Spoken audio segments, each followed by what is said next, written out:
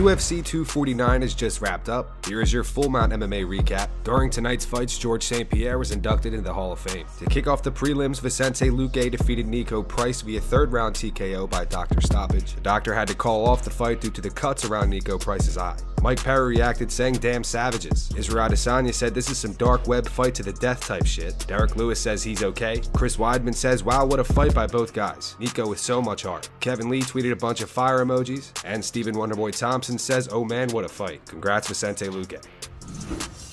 Carla Esparza defeated Michelle Waterson via split decision. Esparza is now on a 3-fight winning streak. Stephen Thompson reacted with a bunch of thinking faces. Angela Hill says LOL at the judges. Should be more draw rounds, especially when the fighters spend most of the fight 10 feet away from each other. And Deron Wynn said judging clearly hasn't improved since coronavirus. Alexei Olenek defeated Fabricio Verdum via split decision. This was Verdum's first fight back in the UFC since his KO loss to Alexander Volkov in 2018.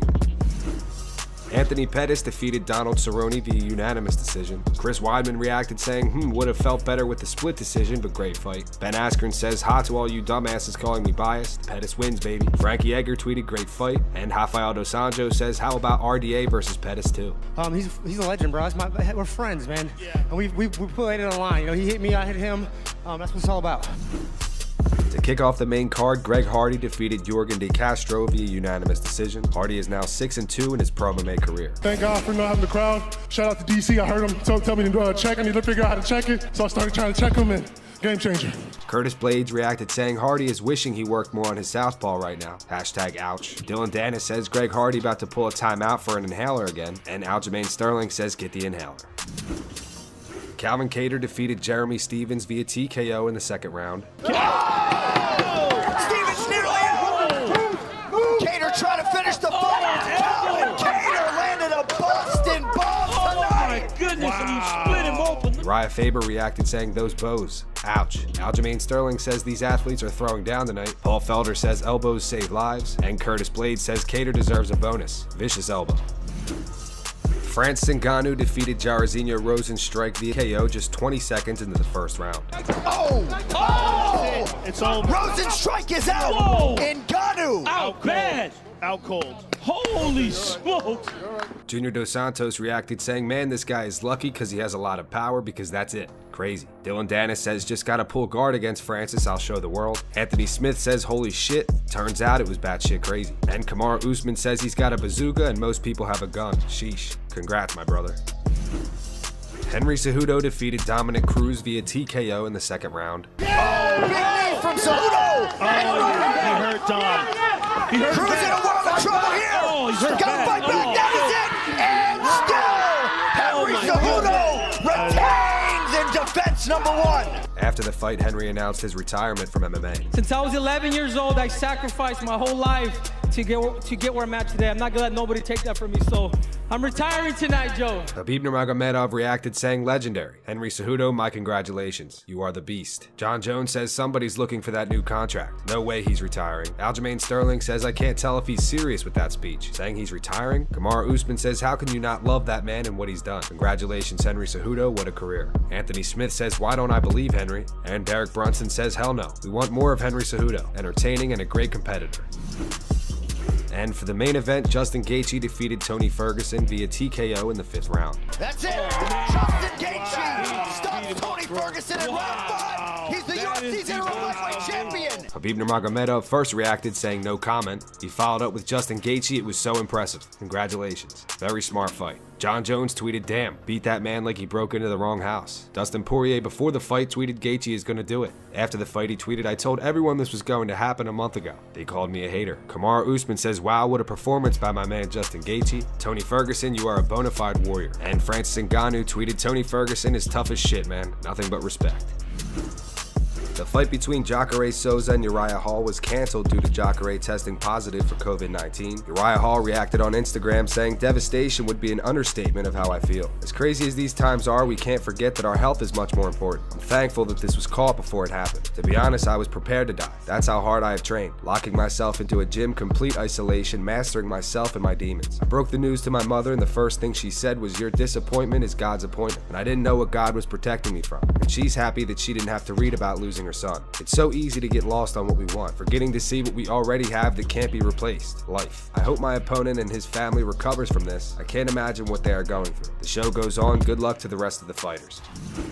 Khabib Nurmagomedov's coach Javier Mendez says that he still thinks Conor McGregor is the most dangerous threat to Khabib. Javier says that he still fears Conor. Speaking to Luke Thomas, he went on to say, wrestling-wise, Ferguson and Gaethje cancel each other out when it comes to going with Khabib. They both have Division I wrestling. Striking, they're different in striking. We worry about elbows with Tony. He has got great elbows and submissions that are tricky, whereas Justin has none. But Justin is great with leg kicking. Great leg kicker, is going to be in your face, and he throws decent power. Then he's going to knock you out. He has the intention of knocking you out. They both possess different strengths. That's what I have to say about that. I don't think one's really, in my opinion, that much more dangerous for Khabib than the other, but they're both dangerous. They both possess different strengths. The only thing about Tony, in my opinion, you can't break him. He won't break. He will not break. So you're going to be in there 5 rounds with this guy, and if you can't make it 5 rounds, you're going to be in trouble. No, I'm sorry. I think it's still Conor, even though people may disagree with me, but I just know how good Conor is. Conor is the toughest fight to date. Tony's got way better cardio, but Conor was dangerous. Anytime you let Conor unleash any kind of striking, he could put you out. And that's why he was so dangerous to me.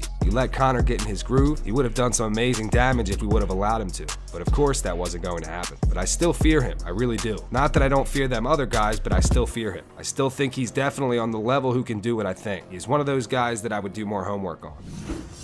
Henry Cejudo, in an interview with MMA Junkie, speaks on if he would fight TJ Dillashaw again. Henry says that he feels dirty just talking about TJ, let alone fighting him. Is that a fight that do you want to revisit just to cement your legacy, because you never got a chance to fight him at bantamweight, or does the suspension change your attitude about pursuing that fight? People will never know until you're cheated on. You know what I'm saying? Like, it's an honor to fight somebody in the octagon. I don't know. I almost feel embarrassed. Like, I feel dirty even talking about TJ. You know what I'm saying? Like, I don't think there's anything in my heart that I even want to fight that dude. Like, I really don't. You shake hands with somebody and you guys go out to compete. Next you know, he's on some shit. Like EPOs where you can't get tired. The same thing that Lance Armstrong was on. I don't even think I ever want to fight that dude like ever again. And I truly mean that. He's got to get his mind right. He's got to be fair. He's got to go through the line. Who knows how long he's been doing this for? Unfortunate, but that's just my honest to God. That's just like what I feel like deep inside with Triple C. It was deep inside. Earlier this week, we interviewed Chris Cyborg. Cyborg reacts to the UFC putting on events during a pandemic and also speaks on becoming a Grand Slam champion. Grand Slam champion meaning that she held titles in the UFC, Bellator, Strikeforce, and Invicta. I feel very blessed I don't have to fight this time. I can be home and with my family, but it's hard because it's very difficult to make a full camp right. Have all your partners training together and everybody together to train. And you put in danger your family too, because you train, you sway, and you go back home, and then take a risk. And I don't know. I'm glad I don't have this problem for now.